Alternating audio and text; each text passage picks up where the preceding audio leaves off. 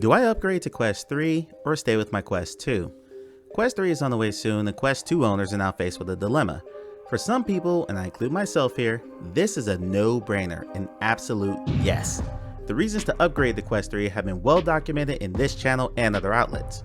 Pancake lenses, bigger resolution, 2 times the processing power, and so on, and so on, and so on. By every measure, except battery power and FOV, Quest 3 is a better headset. Today I want to come at this from a different angle because there are cases where it makes more sense to stick with your Quest 2. For big VR fans, we are always going to want the latest hardware, whether that be Quest 3, Pico 4, PlayStation VR 2, Big Screen Beyond, Vive XR Elite. And Quest 3 is a day one purchase for me, and that goes for a lot of other people. So why would you pass on Quest 3 and stay with your Quest 2? Well, number one, you're just not that into VR gaming. You bought your Quest 2 on the whim, fired it up a couple of times, and it's been collecting dust in your closet ever since. Sure, you break it out ever so often, play a couple of rounds of Beat Saber, and think to yourself, man, this is fun, I need to do this more often. Then back it goes in the closet, out of sight and out of mind. You only tried a few other games and nothing kept you coming back. Or you just play a couple of games, maybe you just use it for exercise. The point is you wanted to love it, but you just didn't. If I'm describing you as you watch this video, there's really nothing Quest 3 offers you that will get you VR addicted where Quest 2 failed.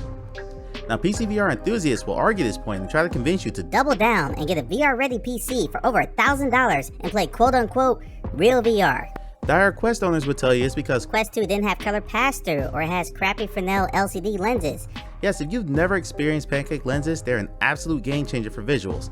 Having said that, it's the software, the games, the experience that fuel the addiction. So a $500 upgrade to play mostly the same games isn't really worth it in this case. I like to call Quest 2 a gateway drug. It's a budget price entry point for virtual reality, and if you fall in love with it, like I did, you invest more into it. You buy more headsets, an upgraded PC, a haptics vest, you go all in. If you didn't fall in love with it for whatever reason, I can't in good conscience advise you to spend more money in this ecosystem right now. Number 2, Quest 2 still has a lot of life left. Enthusiasts are going to scoff at this, but hear me out. The Quest 1 is really just now losing major game support, and a lot of developers are choosing to freeze their updates so their games remain playable on that headset. In regards to Quest 2, we just had a metagaming showcase where every game announced will be playable on both Quest 2 and Quest 3. This includes Meta's first in-house first-party title in years, Asgard's Wrath 2. Sure, they'll play better on Quest 3, but developers will still be optimizing for Quest 2 because of the larger player base, and I expect that to remain the standard for at least a year. It's July 2023 as I record this, and I don't think we'll see Quest 2 support start to end for games until late 2024, early 2025. Moreover, I don't think we'll start seeing the bulk of games be Quest 3 exclusive until that time frame as well. The first Quest 2 exclusive title was Resident Evil 4, and that was released a full year after Quest 2's launch. Now, Meta's Mark Rowkin has said there are 40 plus games and apps in development for Quest 3, but understanding how the game development cycle works, the earliest we'll start to see the bulk of those is 2024. So you're talking upwards of a year before your Quest 2 starts to lose any major game and software support. By then we'll be seeing Quest 3 bundles and other sales to get the headset at a cheaper price, just like we saw with Quest 2. But like most technology cycles, the new model release doesn't immediately put its predecessor on the shelf. This will eventually happen, but we're a ways away from that. Before we get to my next point, can you do me a favor and make a point of your own? Take your mouse, point it at the subscribe button, and give it a click. This channel will be mostly focused on the Quest platform with user guides, feature breakdowns, and tips to get the most out of your Quest 3 should you choose to buy one. You'll find dozens of channels on YouTube doing game first impressions and game reviews, but very few of them are going to help you get the absolute most out of your headset. If that interests you, tap that subscribe button. Now number 3. Number 3, it costs too much. I ran a poll on my channel a few months back asking the community where they thought Quest 3 should be priced. The winning answer was between $400 and $500.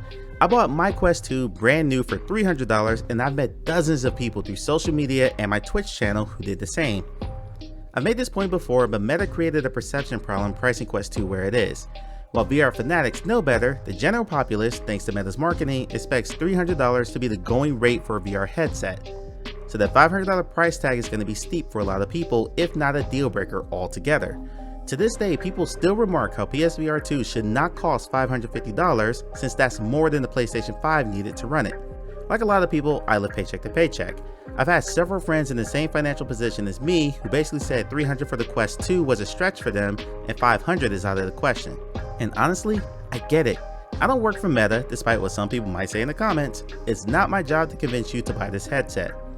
No, the purpose of this channel and these videos are to present the facts, my opinions on the facts, and help you make an educated decision for yourself, whether that's a headset, a game, an accessory, whatever. So why am I getting the Quest 3? Two reasons. One, it's essentially an investment for future exclusive games. I look at all the various VR platforms. Bear in mind I do have a VR ready PC, so I'm not closed off to PC VR. However, the bulk of the exclusive titles are on the Quest platform, and I go where the games are. Second, frankly, for professional reasons. I'm a content creator and I currently work for a VR developer, 3Pound Games. Not having the Quest 3 will hurt the long-term growth of this channel and my ability to properly do my day job. Ultimately, everyone's situation is different and upgrading isn't as much of a slam dunk as hardcore fans would have you believe. If you're on the fence about getting the Quest 3 or sticking with your Quest 2, I hope this video helped you in some way, one way or the other. Let me know down in the comments. If you're interested in learning about Quest 3's new processor, click the video on the screen right now, and as always, thank you for watching.